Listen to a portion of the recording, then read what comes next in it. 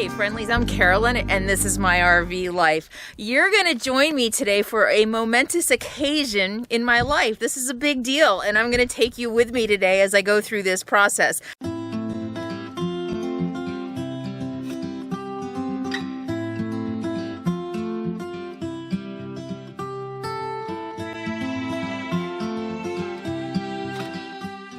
I am giving up my California residency today, and it's a big deal. I held on to it for as long as it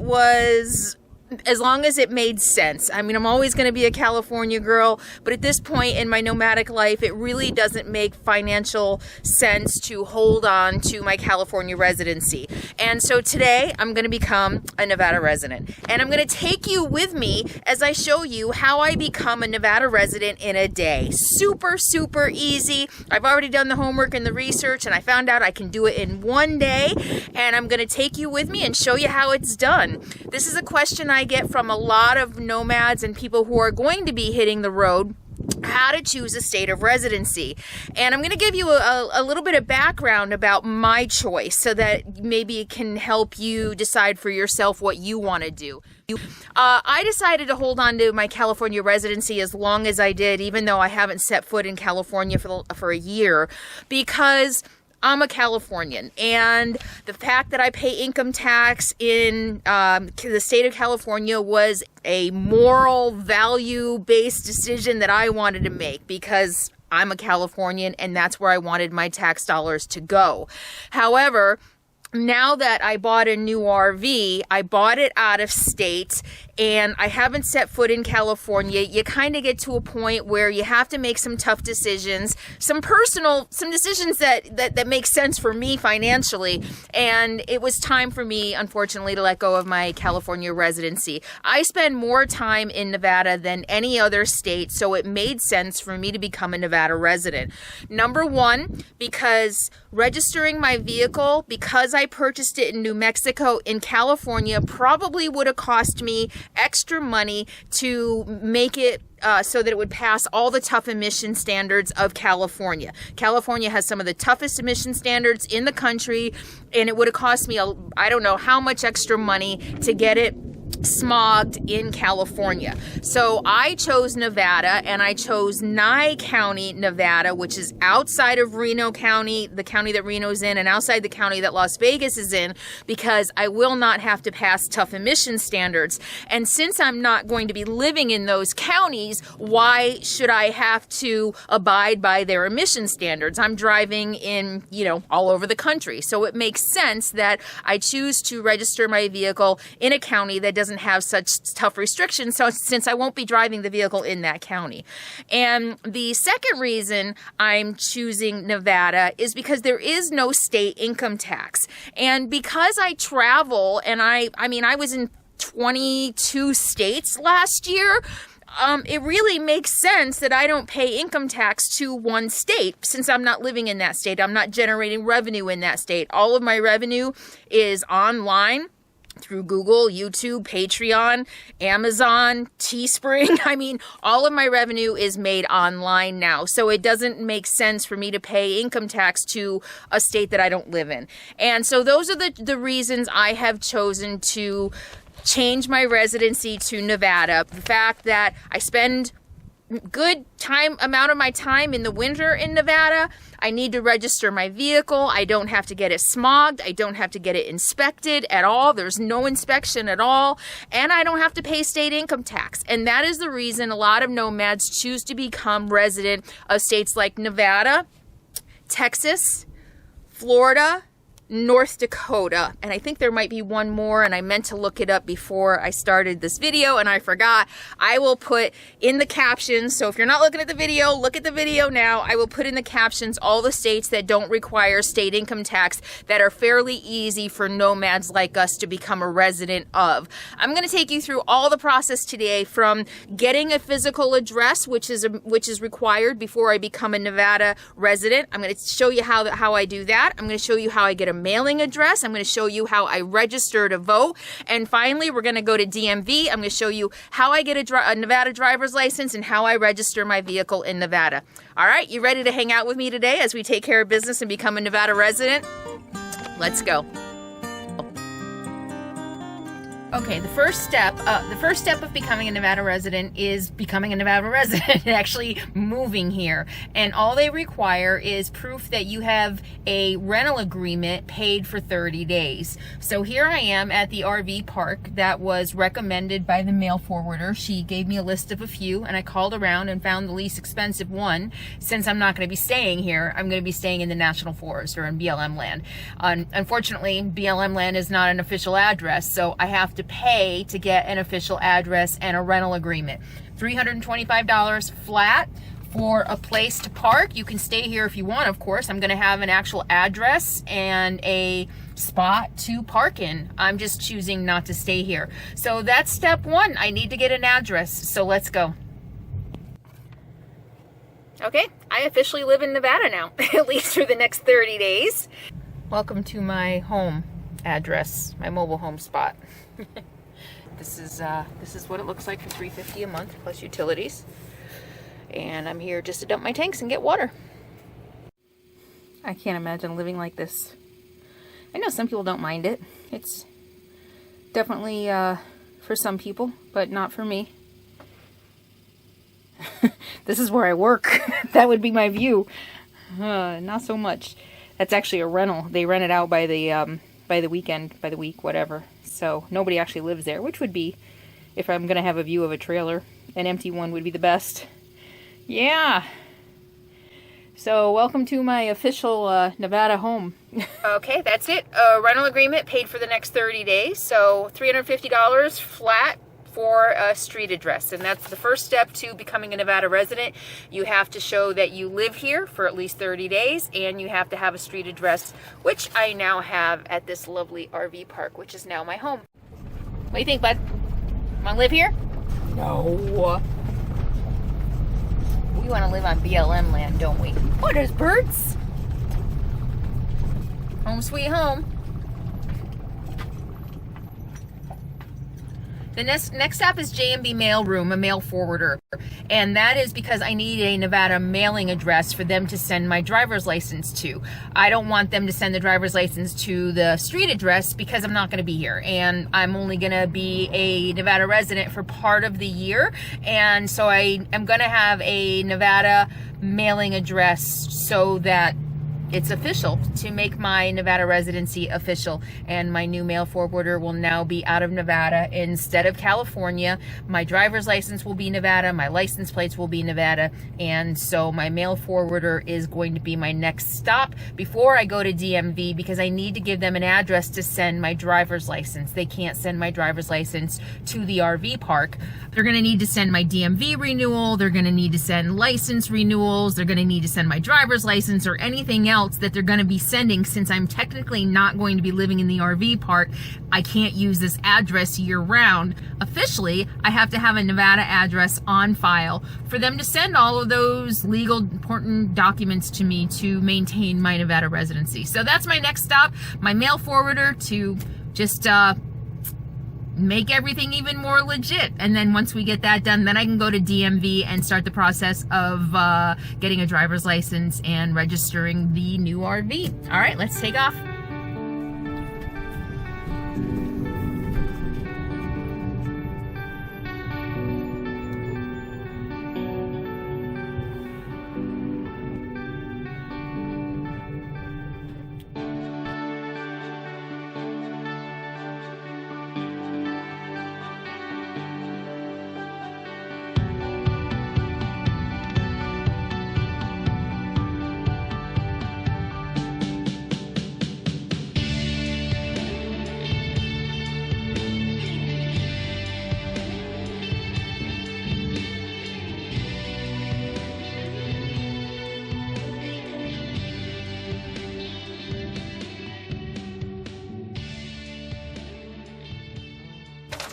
Okay, I'm all done with the mail forwarder. I met with Marianne at J&B Mailroom, and her office is in her home, so I didn't shoot the process of that. But basically, I just had to fill out an application. It's application what is it called? Application for delivery of mail through agent, and that's what a mail forwarder does.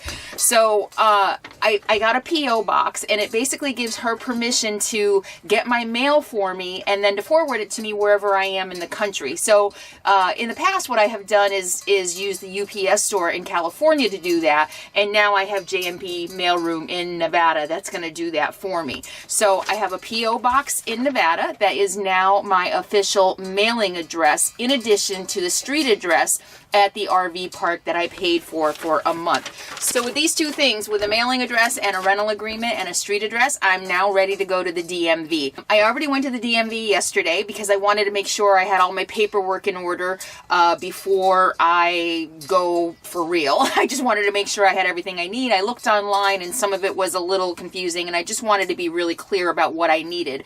Now, I'm doing two things. I'm registering a new vehicle and I'm applying for a driver's license. The driver's license is basically what gives me residency in Nevada. Now, online, oh, here you go. Online, this is basically what you're going to see and what they gave me. So I went into DMV in Pahrump, Nevada, and took a number. I didn't have to wait very long at all, and I met with the window number 1, and you tell them what you're doing, and basically she marked this off for me and told me everything I needed. So I'm going to go through this for you so that you understand, if you're trying to get residency in Nevada, what you need. So for residency, I'm going to talk about residency first, and we'll talk about registering a vehicle next. And residency, you need a U.S. birth certificate. It says no hospital birth certificates. I'm not really sure what that means. I have an official birth certificate that I actually had to apply for before I got my passport. So I tried looking it up online to give you information, and I don't really know what that means. I don't know. A U.S. birth certificate, no hospital birth certificates. Mine actually says it's issued by the Commonwealth of Pennsylvania. I'm going to assume that that is an official birth certificate and not a hospital birth certificate. So I think that would be all you need, is an official one, but you might want to check with DMV ahead of time if that's all you have. I used my passport, which is number 2 on the list. So proof of identity, you need one of these: a certificate, a passport, or a passport card, U.S. certificate of citizenship or naturalization permanent resident card, foreign passport or temporary ID, out-of-state real ID. So the real ID is a notification, or some chip or something, some notification that they are now putting on driver's licenses, which help you also for flying. It validates that it's real. And my California driver's license didn't have that, so I would not have qualified. But if you have a state driver's license that has the real ID, you can use that as your one source of identification. Name change documents such as marriage certificate or court order. So Marianne at the mail forwarding told me this. All of my documentation needed to have my current legal name on it. So like my birth certificate has, of course, my maiden name on it, but I am now using my married name. So if I were using my birth certificate, or if I were using a passport that had my old name on it, I would also need to bring my marriage certificate to show that I was actually married, or any name change documents. I think a marriage certificate is all you have. And that brings me to the second. You need proof of Social Security, which was almost a challenge for me. So in addition to the one proof of identity, you also need proof of Social Security. So you need a Social Security card or a pay stub with complete Social Security number, a W-2 or a 1099. So this got tricky for me because I couldn't find my new Social Security card with my married name on it. I know I had one and I couldn't find it. I only have my old one with my maiden name on it. And that wasn't good enough. They needed a Social Security card with my current name on it. Well, she said you can use a W-2. Well, I'm self-employed. I don't have a W-2. She's like, okay, well, you can use your 1099s. And I was like, okay, I can do that. I came back and realized all my 1099s were made out to my business name, Fortune Marketing Company. I luckily found one. One of my previous clients last year gave me a 1099 that said Fortune Marketing Company, care of my real name, Carolyn Higgins. So I was able to use the 1099 with my social security number on it in lieu of a social security card with my name on it.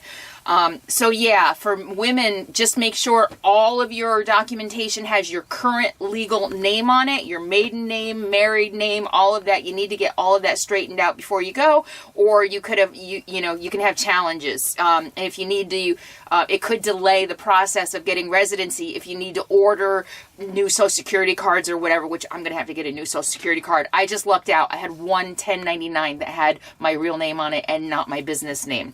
Okay. So that takes care of identity. You need proof of identity and you need proof of Social Security. The second part of getting Nevada residency, Nevada driver's license, is proof of residency, okay? And we've already taken care of that, right? You hung out with me today as I went and got a rental agreement with an RV park, which proves that I live here for at least 30 days. So they want 2 forms of proof of residency. And I'm going to read you the list of things that qualify for proof of residency, and you need 2 of these out of the list. A bank or credit card statement, of course, mailed to your address. Bill or statement requesting payment, court documents, Nevada public assistance documents, enrollment record or student ID, a lease or rental agreement, mortgage or deed. Pay attention, here's us. Motel, hotel, campground, or RV park receipt showing 30 days of residency. So that's where we come in. A motel, hotel, campground, or RV park showing 30 days of residency, which is what I got. Right? So I had to pay for 30 days to live in an RV park to show proof of residency. So that's number 1. And I'll go down the list of other things. Notarized statement from a property owner stating that you live there. Nevada evidence of insurance card with your current street address on it. So if you do that ahead of time, if you contact your insurance company and get documentation with your current Nevada address on it, you could use that as your second form of ID or your second form of proof of residency. Your Nevada evidence of insurance card, Nevada voter registration card. So if you go register to vote with your street address on it, you can also use that. Paycheck or stub, relief agency or shelter statement, property owner residency affidavit, or a certificate of Nevada residency. So this is what I used because I did everything in a day. So I went in and I said, okay, here, and I was actually sitting down at the window with her when I did this, and I said, here, I have my residency, and she's like, well, what else do you have? And I'm like, you know what, I'm a full-time RVer. That's all I have. And she said, okay, here, fill this out. Literally. So she just gave me this to fill out, which is basically an affidavit, certificate of Nevada residency. This certification is used to support a claim that you are a Nevada resident. You must be a resident of Nevada to be eligible for a driver's license, authorization card, or ID card. The definition of resident is found on NRS 483.141. So that's it. She just said, fill this out. Okay, here you go. You're a Nevada resident. So, but I also need to let you know that any of these, your proof of residency documents residency documents must be the most current or dated within 60 days. So you can't go pay for an RV park in July and then go to DMV 6 months later and try to use that for residency. It needs to be within the last 60 days. All right, so that's all you need for residency to get a driver's license, okay? A passport or a birth certificate. You need proof of Social Security, so make sure you have a Social Security card with your current legal name on it, and 2 proofs of residency, as I just stated. And again, if you go in with just the rental agreement and tell them that you need a certificate of Nevada residency, you may be able to fill that out online. That's all you need. That's it. That's all you need to become a Nevada resident. Now to register my RV. In order to register my RV, it was an out-of-state vehicle with no change of ownership. I had to bring my current out-of-state registration, which was a temporary registration that the dealer gave me. And then I had to do a VIN inspection. They wanted to double check. Of course, they needed to verify that the VIN that I was registering matched the VIN on the vehicle, of course. So I had to do that. And one of the biggest benefits about registering your vehicle in Pahrump, Nevada, which is Nye County, is that there are no vehicle inspections, no smog inspection, no safety inspection, nothing. But you do have to have a VIN number inspection. Well, they say all you have to do is drive around the back to the inspection station. They take a look at the title and make sure the VIN number on the title matches the VIN number on the vehicle so that you can go back inside and continue with the paperwork. They want to make sure that you're registering the correct vehicle. So that's it. Just pull around to the back and somebody will come out and match up the VIN number and you're all set. You can also get it done, they said, I saw online at a police station or something, but when I went in the first time, they said, nope, just pull around the back and somebody can do it. And it took me 5 minutes, and they filled out a form that I took back inside along with the rest of my paperwork to register my vehicle. That's it. It's pretty simple. And then I needed Nevada evidence of insurance. And a lot of you have asked me about RV insurance. I use Progressive because they are the only insurance carrier that I found that has full-time coverage. So it's almost like a homeowner's policy. Full-timers coverage, and I know you're going to ask, I think I pay about $147 a month. Full coverage. I don't know what my deductibles are off the top of my head, but I went above and beyond what Nevada required. I do know that. So about $147 a month I pay for full-timer RV insurance through Progressive. So to register my vehicle, I needed proof of insurance in Nevada, of course. I had to take the purchase order from when I bought the vehicle. So the dealer purchase order, not just the title, but they needed the purchase order, the VIN inspection, and I also needed the title. Those are the things that I need to take with me to DMV: a purchase order, Nevada insurance, VIN inspection, and a title. So I got all my paperwork. I'm ready to go become a Nevada resident. All right, now I'm ready. I'm all set and ready to hit the DMV.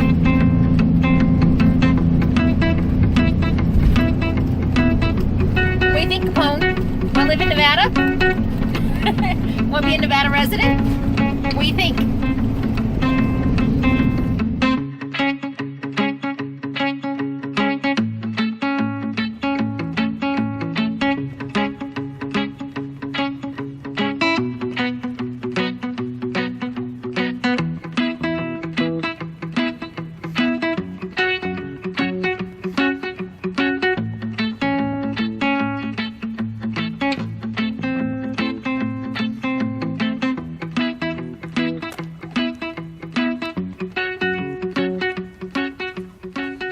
First step was go to window 1 and check in, and they made sure I had all my paperwork and everything before they gave me an appointment.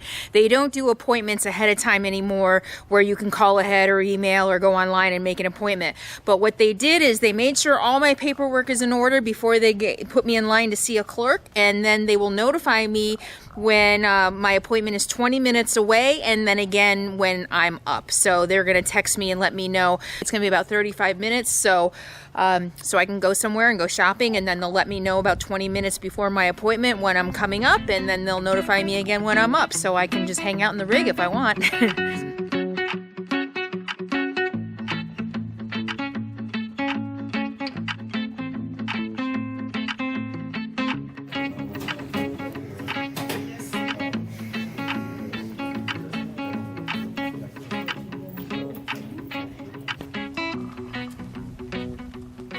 And Nevada now has a registered Democrat. Yeah, I know. That was a joke. Relax. I am a Nevada resident. It was that easy. Got my plates, got my temporary driver's license. They even, can I do this? I don't know if you can see that. Completely voided out my California driver's license. And the paper license from Nevada, that is my driver's license until I get my Nevada driver's license. And my brand new Nevada license plates. That's it. I'm done. I'm a Nevada resident. Wow. I don't even know what to say. I will always be a Californian at heart.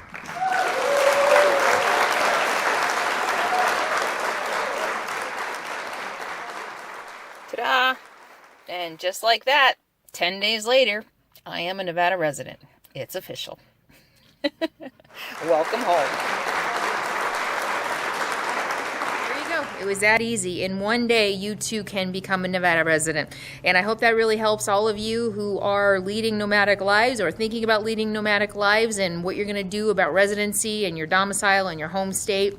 And what to do about all of that and your mail and your getting a driver's license and registering to vote and all of those things that we nomads and full-time RVers and van dwellers have to think about. So I hope you found that helpful, and thanks for hanging out with me today as I became a Nevada resident. And we'll see you soon. And in the meantime, be happy, be free, and be kind. I'll see you soon.